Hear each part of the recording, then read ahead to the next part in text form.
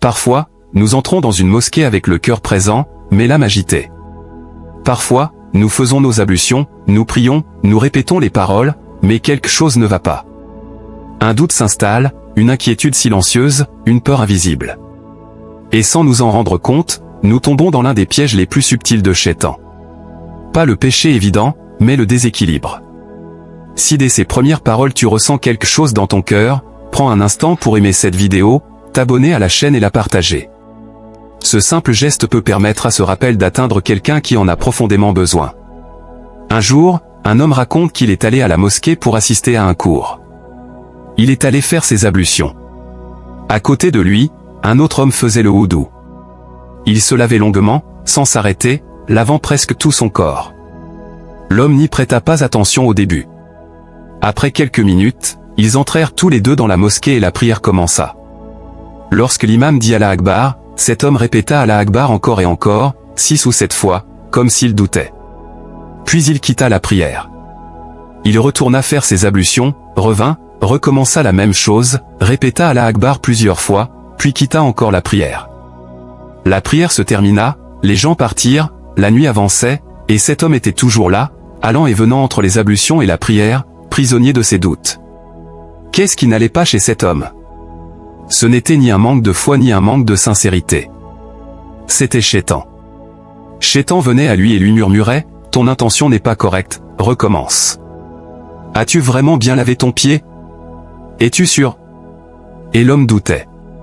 Pourtant, il avait lavé son pied encore et encore, jusqu'à l'épuisement. Mais Shaitan ne s'arrête jamais. Il joue avec le cœur du croyant jusqu'à lui enlever la tranquillité dans l'adoration. De l'autre côté, il existe un piège tout aussi dangereux. Il y a ceux qui ne font attention à rien. Tout est facile, tout est léger, tout est permis. Tu n'as pas bien lavé ta main, ce n'est pas grave. Tu as prié 3 unités au lieu de 4, Allah sait que tu voulais en faire 4. L'iman est dans le cœur, disent-ils, ne sois pas trop strict. Petit à petit, les limites disparaissent, et la désobéissance devient normale. C'est ainsi que certaines choses clairement interdites sont banalisées. On les justifie en disant que tout le monde le fait. Dans les bureaux, dans les aéroports, parfois même dans des lieux qui se réclament de l'islam. On excuse ce qui est interdit, on minimise ce qui est grave. Shaitan aime cette attitude, car ces personnes sont les plus faciles à entraîner vers le péché. Le problème n'est pas l'intention, mais l'absence de référence. Le croyant doit filtrer chacun de ses actes. Avant d'agir, il se demande si cela est conforme au Coran et à la Sunna du prophète Mohammed, paix et salut sur lui. Même dans les choses simples du quotidien. Non par rigidité, mais par obéissance et par amour. Suivre la Sunna n'est pas de l'extrémisme, c'est l'équilibre. Les compagnons, qu'Allah soit satisfait d'eux, étaient les meilleures générations. Pourtant, eux aussi pouvaient parfois se tromper.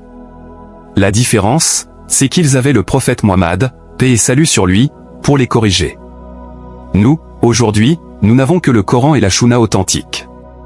Rien de plus, rien de moins. Un jour, 3 hommes vinrent s'informer sur la manière dont le prophète Mohammed, paix et salut sur lui, adorait Allah. Lorsqu'ils entendirent sa pratique, ils la trouvèrent légère. Ils dirent qu'Allah lui avait pardonné ses fautes passées et futures et que, eux, devaient faire davantage. L'un décida de prier toute la nuit sans dormir.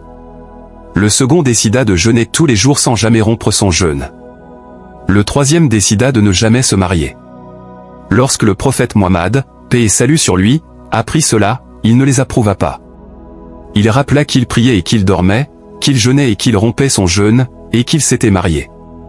Il enseigna ainsi que la voie droite est celle de l'équilibre, et que s'éloigner de sa Sunna, c'est s'éloigner du bon chemin.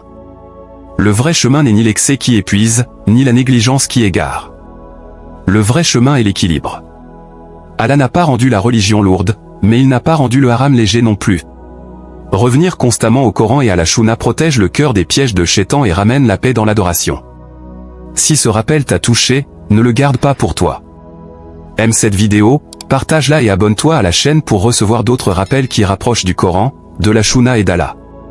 Que Allah nous accorde la sincérité, la sagesse et l'équilibre dans notre religion.